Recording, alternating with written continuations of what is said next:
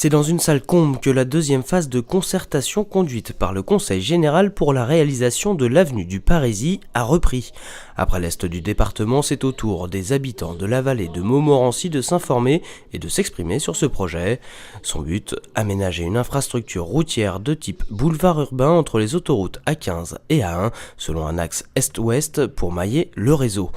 Ainsi, l'avenue du Parisis relierait au mieux les bassins de population et les bassins d'emploi comme ceux d'Argenteuil et surtout de Roissy, premier pôle d'emploi en Île-de-France. Ce projet est un projet d'intérêt départemental, au-delà des communes qui sont traversées, pour lesquelles il faut aussi qu'il y ait des avantages et des améliorations. Donc nous devons en permanence prendre cette distance, ce recul, et considérer la nécessité des besoins de déplacement entre l'Est et l'Ouest du département et accompagner le développement qui nous est promis en matière économique dans l'Est et sur Roissy. C'est ça l'ensemble des enjeux, outre l'amélioration du trafic local.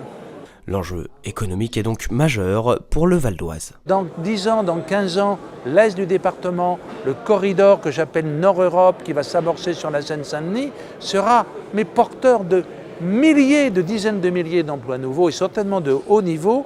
Et ça serait dommage que les liaisons, à la fois en transport collectif et les liaisons en routière, soient altérées. Ce projet de liaison est-ouest du Val d'Oise a beaucoup évolué depuis sa naissance dans les années 30 pour devenir une avenue urbaine où transport en commun, véhicules particuliers, vélos et piétons pourraient cohabiter sereinement. Ce n'est pas une autoroute, c'est une voie de desserte sur 11 km depuis effectivement Choisy jusque Gonesse, avec 11 échanges. Pratiquement tous les kilomètres, nous avons un échange à plat, un échange dénivelé, ce qui signifie qu'il y a une volonté d'insertion. La réunion publique de Choisy a permis de présenter les différents projets d'aménagement de l'avenue du Parisis avant une longue session de questions-réponses avec le public.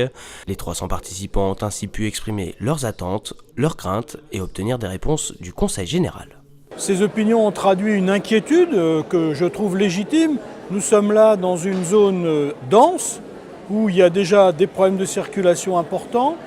Certains redoutent que ces problèmes de circulation, au lieu d'être améliorés, ne se voient amplifiés. Donc il était naturel que le Conseil général donne des éléments de réponse là-dessus. Estimé entre 410 et 560 millions d'euros et financé à 50% par le Conseil général, les 4 solutions d'aménagement de l'avenue du Parisis prévoient des temps de parcours compris entre 17 et 25 minutes, d'ouest en est, aux heures de pointe.